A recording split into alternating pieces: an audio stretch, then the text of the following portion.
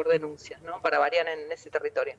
Bueno, y entonces ahí lo que empezó a pasar es que, bueno, hubo una discusión acerca de si reunirse o no, pero decidieron, bueno, mandó estos cables y decidió ir a ese encuentro. No fueron muchos, ese encuentro se iba a hacer el viernes primero, pero finalmente por los bloqueos se hizo el lunes 4. Y es interesante porque además del cónsul argentino estaba el cónsul de España, ahí que se llamaba Agustín Uña Rodríguez. Quiere decir que España también tuvo esta información en ese momento, ¿no? Sí.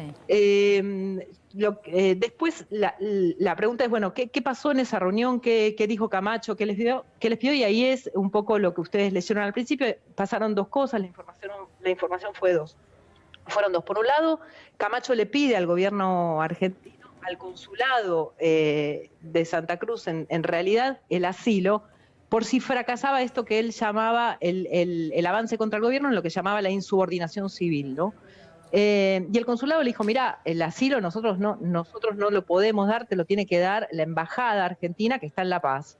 Y con esta información, el consulado de Santa Cruz la vuelca en un cable que envía a la Cancillería. Y en esa reunión también les dice que las Fuerzas Armadas se preparaban para intervenir militarmente 48 horas después, sí, el 6 de noviembre. Eso se atrasó, los que estuvieron en el encuentro dicen que ellos intentaron disuadir a Camacho de este tipo de intervención. Yo en ese momento también puse en la nota que Dupuy es un radical que cree en los procesos democráticos, y en ese momento veíamos el Facebook de la embajada, del consulado, y lo que aparece es Paca Paca con Simón Bolívar y demás. Y lo interesante en todo caso es que puso a disposición para mí rápidamente esa información. El cónsul argentino ahí lo que dijo en su momento era que intentaban disuadir el golpe, pero informó a la Cancillería.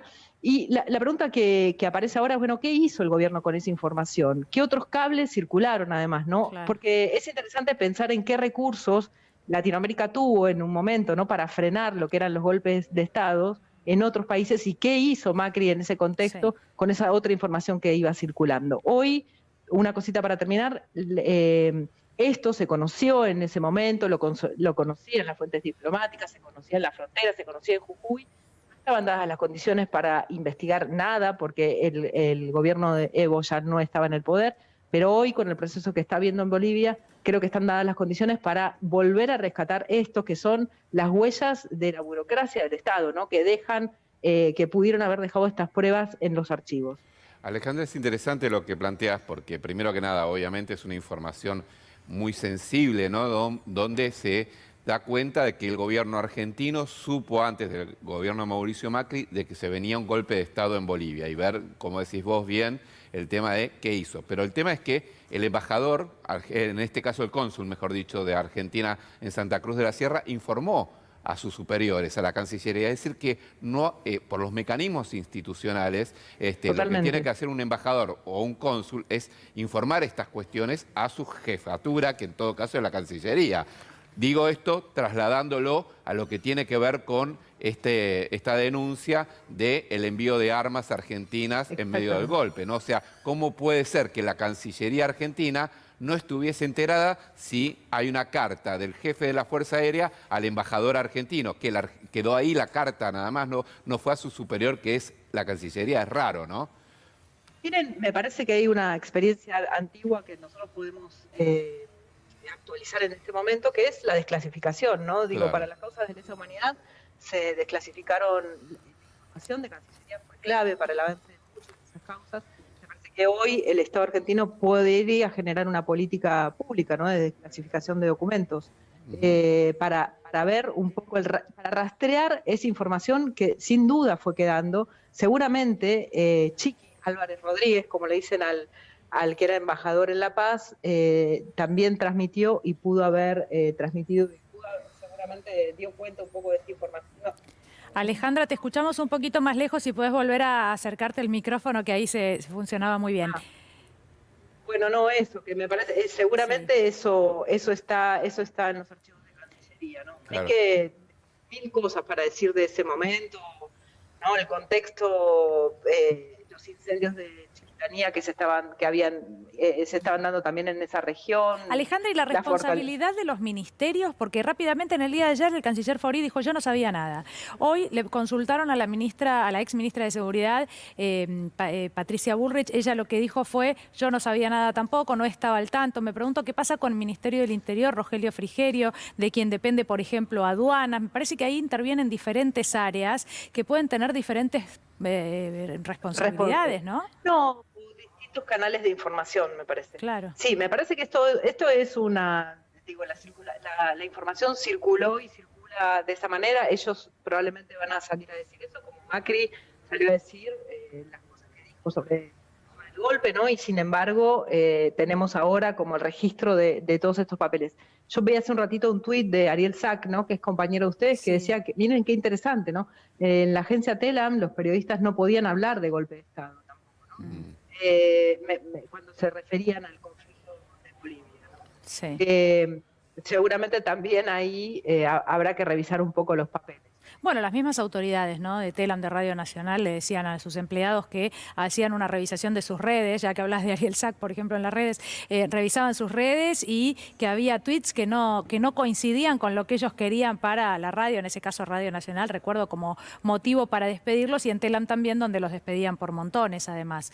¿Gaby? Sí, no, lo que me parece interesante para contar, porque por ahí la gente se pierde con este dato, ¿por qué Camacho era una figura tan importante? Contaba Alejandra, ¿no? Cómo movilizaba, generaba estas comités ciudadanos, como se daban en llamar, que aparecían, les digo, es el día de hoy que siguen apareciendo estos comités ciudadanos, tratando de desestabilizar al gobierno de Luis Arce, no con la fuerza que tenían en la previa al golpe o durante el golpe a Evo, pero están todavía esos comités ciudadanos, entre comillas los ponemos, porque así se autobautizaron, ¿no? Pero lo cierto es que hay que explicar que Bolivia es un país partido entre Santa Cruz de la Sierra, rica, que tiene una postura de dirigentes como la de Camacho a la cabeza, ¿no? Una postura muy fuerte de derecha, de defensa de los intereses oligárquicos, empresariales y demás, y el resto de Bolivia, la Bolivia de Evo, la Bolivia del movimiento del socialismo, la Bolivia de Luis Arce hoy, que ganan las elecciones porque en cantidad son muchos más también, ¿no? Y esa fragmentación no es solamente una fragmentación política, es hasta no solamente ideológica, es una hasta de segregación social muy fuerte, porque años y años Bolivia fue gobernada por una oligarquía minoritaria que al punto tal que tuvo un presidente que casi no hablaba español. Digo, para Sánchez de Lozada, que casi no hablaba español, para graficarlo, ¿no? Pero bueno, Camacho es la expresión de eso, del Bolivia rico, con concentración de poder, y que cuando tiene que recurrir a las armas para derrocar un gobierno constitucional, lo hace, ¿no? Es importante dar ese contexto, ¿no? Ahí me parece interesante dos cositas más. Una es que yo recién les decía de los incendios de Chiquitanía, que habían sido poco antes. ¿Se acuerdan que apareció Morales mandando bomberos y, digamos, unos incendios enormes también en la zona del oriente, en medio del campo y demás? Esos incendios se empezaron, y tienen un poco que ver con esto. Empezaron a concentrar un poco el mal humor. Lo que nos explicaban en ese momento es que vieron que siempre para expandir un poco las fronteras de los agronegocios y demás, la gente suele, los grandes propietarios suelen usar estos métodos de quema de tierras para tener más territorio para cultivar. Y lo que empezó a aparecer en ese momento es que esos incendios eran tan fenomenales y tan fuertes, y ahí la gente empezó a decir que era Evo el responsable de esos incendios. ¿Por qué? ¿Qué tenía que ver Evo en ese momento con esos incendios? Y él, cuando empezó a preguntar, lo que aparecía era que no era que era el responsable de esos incendios, sino que lo que le retrucaban y en línea con esta cosa del racismo, era que le había llenado un poco de campesinos, los campesinos, los cholos, ¿no? Los indios se habían vuelto propietarios también de estas tierras, y entonces los ricos que veían que estaban estas vecindades empezaban a tener también a los pobres, le echaban la culpa de no saber manejar esos campos y esos incendios, y así empezó también a a cultivarse, digamos, a crecer como esta sensación de, bueno, de la idea del odio. En esos fuegos, en ese incendio en Chiquitanía también intervinieron, hubo varias ONGs que se acoplaron para ayudar y demás. Muchas de estas ONG, y acá parece una cosa conspirativa, pero no es, estaban financiadas por esa cosa que muchas veces escuchamos que es la USAID, ¿no? Que es esta política, es un programa del Departamento de Estado de Estados Unidos que supuestamente contribuye a organizaciones del tercer sector y demás en determinadas agendas. Evo había echado a los representantes de la USAID en otro momento porque consideraba que eran golpistas, ¿no? Sí. Tenían como la idea del complot. Pero en el marco de esos incendios, la USAID apoyó, hay que hacer una revisión histórica y unas investigaciones para saber cuál fue el grado de la relación entre eso y lo que pasó después. También estuvo, Bien. por esos días, ¿se acuerdan? Llegaba Ivana Trump acá al país. A la Argentina, digamos, claro. Y finalmente la OEA con Almagro, que digo, es el contexto también para entender el cercamiento, el alambrado, Sí. un poco más periférico de lo que estaba pasando con Bolivia. Es muy interesante, Alejandra, y seguramente seguiremos analizándolo en los próximos días. Muchas gracias por haber hablado con nosotros. Gracias a ustedes, un abrazo. Gracias. Bueno, hablábamos con Alejandra de las responsabilidades, ¿no? Tuvieron la información en los días previos, una semana antes, qué se podría haber hecho para evitar, ¿no?, este golpe de Estado, por ejemplo. ¿Cuál fue la colaboración de algunos países del continente americano, como por ejemplo los Estados Unidos? Mencionaba justamente a Luis Almagro y la OEA porque no hubo una condena. No, bueno, al así contrario. como rápidamente presidentes como el expresidente Mauricio Macri se apuró a felicitar a Yanine Áñez, después o cuando la metieron presa.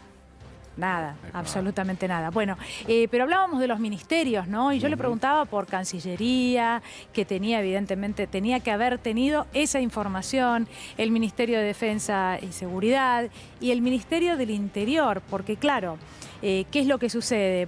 Aduana depende del Ministerio de Interior. Exacto. Por sí, ejemplo, sí, ¿no? exactamente. Y debe haber un control de lo que sale del país. Total, más si lo que sale son armamentos, ¿no? Exactamente. Particularmente de un estado a otro estado. Sí. ¿No? Esto es el dato para tener en cuenta el contexto en el que se da. Por eso Sí. es raro, digamos, que no se haya conocido esta información a las máximas autoridades del gobierno, ¿no? Nadie sabe nada ahora, pero claro, tampoco nadie lo condena demasiado. Dicen, yo no sabía, habrá que ver quién levanta la mano y se hace cargo. Bueno, mientras tanto, hay nombres y apellidos, ¿no? Por ejemplo, Ministerio del Interior tendrá que dar explicaciones con Rogelio Frigerio a la cabeza de si es que sabían o no sabían, si esto constaba, como decía Gaby. Bueno, aduana, por ejemplo, ¿no? Aquello que sale del país y que tiene que ver con armamento, así sean balas de goma. Sí. Son balas de goma, son gases lacrimógenos, y estamos hablando de funcionarios con nombre y apellido concretos. Ramiro Roivas, mirá la foto, la deben haber sacado del Facebook o la debe estar pasando muy bien, ¿no? En algún lugar donde hace calor o de cuando hacía calor. Director de aduanas de Ezeiza.